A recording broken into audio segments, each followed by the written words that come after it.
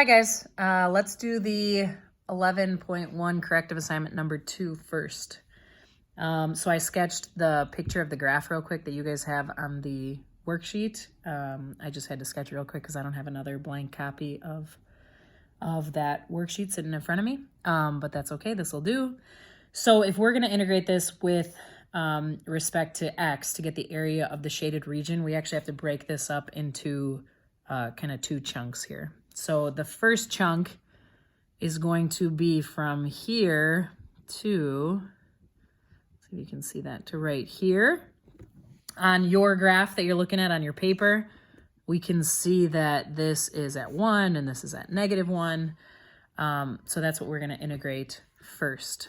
So to get that area between those two green lines, we're going to integrate from -1 to 1.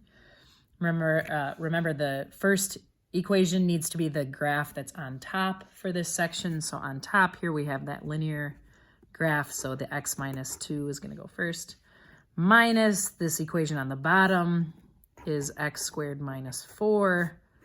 And we're integrating that with respect to x. So then plus, we need the other chunk, right? We are going to have to figure out this area right here between, oh, why did I do that and flip my -1 and my +1? This was -1, this was +1. Sorry about that, duh.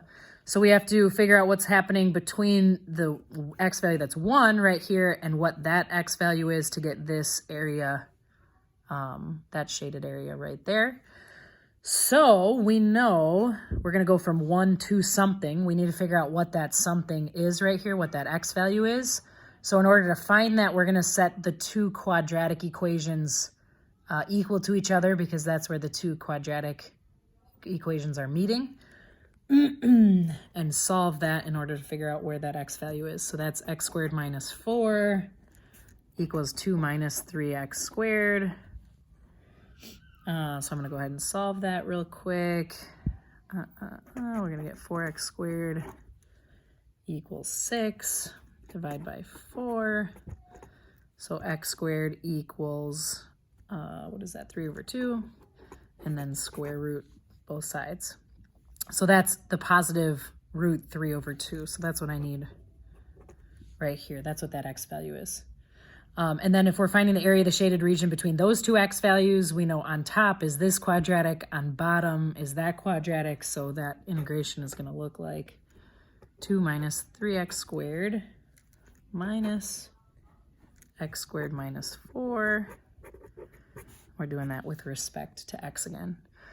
So we don't have to solve this. It just asks us to set it up. So we've set it up. And the trick there was just to break it into the two chunks. We have the area of this shaded region right here plus the area of that shaded region. And then we've got the whole thing and we're good to go.